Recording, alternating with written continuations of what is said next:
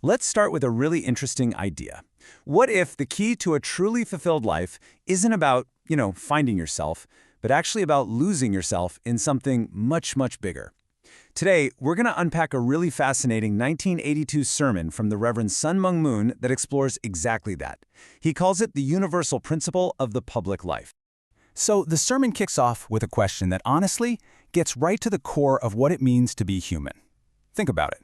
We all kind of have this natural pull to see ourselves as the center of the universe.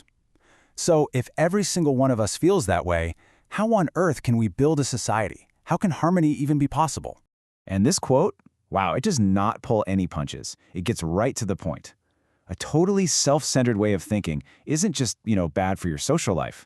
The text argues it's a deep violation of a universal law, and one that always, inevitably, leads to rejection. Yeah, the sermon basically diagnoses this mindset as a trap. The self-centered trap. It's this way of thinking that, according to the text, pretty much guarantees you'll be pushed away, no matter where you go or who you're with. And what's so wild is just how far-reaching this principle of rejection is supposed to be. I mean, we're not just talking about getting fired from your job for not being a team player. The sermon says this applies everywhere, at school, in your nation, and even in your most intimate relationship with your spouse. And it goes even further, beyond our world into the spirit world, and ultimately to God. Okay, so if being self-centered is the huge problem, what's the solution? This is where the sermon introduces something called the public principle. The core idea is that instead of trying to make the world orbit around you, you have to discipline yourself to become a functioning, contributing part of a bigger whole. Of course, this immediately brings up a huge question, one that I'm sure you're thinking about right now. If we're supposed to be part of a larger whole, what happens to our personal freedom? Do we just give it up? The sermon tackles this head-on. And right here, we see two completely different ideas of what freedom even is. The sermon basically rejects the common view, that freedom is just doing whatever you feel like whenever you feel like it. It calls that a direct path to chaos. Instead, it offers this golden, ironclad rule. Real freedom can only exist on a public foundation, where you always recognize a larger entity before yourself. So how are you supposed to live this way? It's obviously not easy. To explain this really difficult path, the text uses a metaphor that I think we can all get our heads around. Life isn't a sprint, it's a marathon. It's the ultimate test of endurance. And this is absolutely the key. Just like in the Olympics, the biggest prize, the gold medal for living what it calls the highest public life, it doesn't come easy. The sermon really hammers home that the goal is incredibly high, and to get there, you've got to overcome some serious hardship. Then, the sermon builds on this with a really clear hierarchy, like a ladder of purpose. You see, the individual exists for the family exists for society for the nation for the world, and ultimately, everything and everyone exists for God and what the text calls God's heart. It's this ladder of ever-expanding purpose.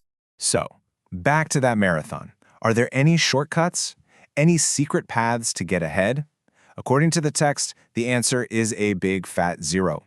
It's explicit about this. If you cheat by even 1 meter, if you try to find an easy way out, you completely destroy the value of the victory. Just wanting to cheat is enough to lose. But what if you do it? What if you run the whole race honestly without cheating? What's the reward? The sermon describes it as a state of perfect harmony.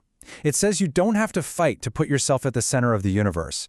The universe itself will push you into that spot because that's where you belong. But hold on, the story doesn't end there. Not by a long shot.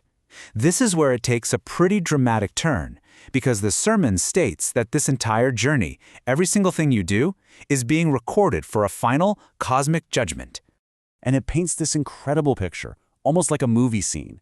It's called the Supreme Court of Heaven. In this courtroom, God is the judge, Satan is the prosecutor, making the case against you, and then, and this is really interesting, the text says that Jesus and Reverend Moon himself are your defense lawyers, arguing on your behalf. So what's the verdict based on? In this cosmic courtroom, what are they looking at? It's not just your deeds, not just what you did. It's all about your motivation, why you did it. And the ultimate standard they judge you against is whether your actions were for a public purpose. That's it. That's the core criterion.